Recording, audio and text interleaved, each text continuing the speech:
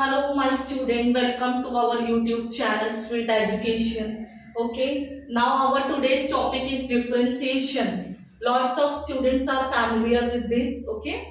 तो बहुत सारे बच्चों को डिफरेंशिएशन सॉल्व करने में बहुत ज्यादा प्रॉब्लम आती है, ट्रिक्स नहीं पता होती है या हमको बेसिक ही नहीं पता होता है कि एक्चुअल में डिफरेंशिएशन होता क्या है, जिसकी वजह से हम क्या हो जाते हैं, कंफ्यूज हो जाते हैं सॉल्व करने में। ठीक है, तो मैं आपको यहाँ पे बेसिक टू एडवांस डिफरेंशिएशन बताऊंगी, जिसकी वजह से आपको काफी हेल्प मिलेगी। आपको जब तक डिफरेंशिएशन और इंटीग्रेशन, ये तो ऐसे टॉपिक हैं, बेसिक कॉन्सेप्ट क्लियर नहीं होंगे तब तक आप जो है डिफरेंशिएशन और इंटीग्रेशन परफॉर्म नहीं कर सकते। Okay, first thing is you have to remember all the formulae. Now the formulae which I am going to explain you. Okay, तो फर्स्ट हम लोग इंट्रोडक्शन देख लेते हैं डिफरेंशिएशन का। What is differentiation? Differentiation something is division of small particles. अगर हम लोग फिजिक्स की लैंग्वेज में डिफाइन करें तो हम उन्हें क्या कहते हैं, डिवीजन ऑफ स्मॉल पार्टिकल्स। जैसे फॉर एग्जांपल हम क्यूब, सबको पता है क्यूब है ना, सब खेलते, एक्सपर्ट भी होते, कितने लोगों को ट्रिक्स भी पता होती क्यूब खेलने की। तो क्यूब पे तुम देखोगे छोटे छोटे स्क्वायर बॉक्सेस होते हैं, है ना, तो डेफिनेटली वो क्या है, वो छोटे छोटे स्क्वायर बॉक्स से मिलकर एक बड़ा क्यूब बनता है। करेक्ट। अब सपोज मुझे उसकी लेंथ पता है, उसका एरिया पता है। ओके, तो कैसे मैं जो है उसकी जो है एरिया को इवेलुएट करूंगी। ठीक है, अगर फॉर एग्जांपल वो क्यूब को मैंने गिरा दिया तो डेफिनेटली उसके छोटे छोटे cube in the pieces of क्या हो जाएंगे, बिखर जाएंगे।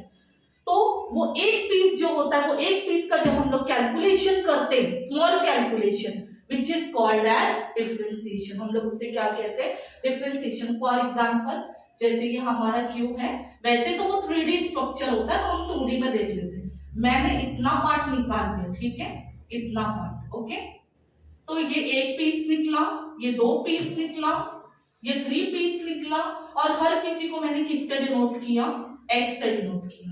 ओके, तो अगर मुझे इसको डिफरेंशिएट करना है तो मैं क्या करूंगी, उससे पहले d by dx, how many pieces are there, there are 3 pieces, तो 3 टाइम्स ऑफ x को हमें क्या होगा, डिफरेंशिएट करना होगा। ओके, तो ये what is g by dx, इसको रीड कैसा करते हैं हम, always remember that the rate of change of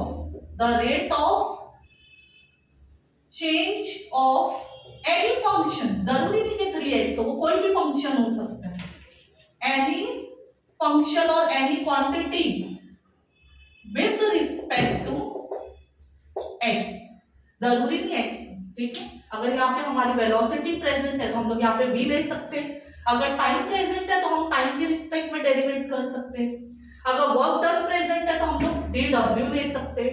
always remember that ये जो डिनोमिनेटर में टर्म होता है ना हमारा, dx dt dw, ठीक है, यही वेरिएबल से हम क्या कर सकते हैं, डेरिवेट कर सकते हैं।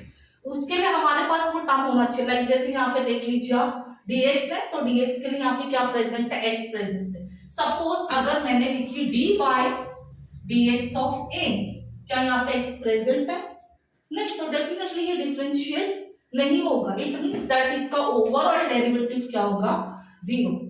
तो ऑलवेज रिमेंबर दैट कि डिफरेंशिएशन का notation he d by dx है, डिफरेंशिएशन का नोटेशन ही क्या है, d by dx है। ठीक है, और उसके लिए वो फंक्शन वहां पे प्रेजेंट होना बहुत जरूरी है। फॉर एग्जांपल अगर हमारे पास x प्रेजेंट है तो डेफिनेटली ये डिफरेंशिएट होगा, बट ओनली a प्रेजेंट है तो वो डिफरेंशिएट नहीं होगा।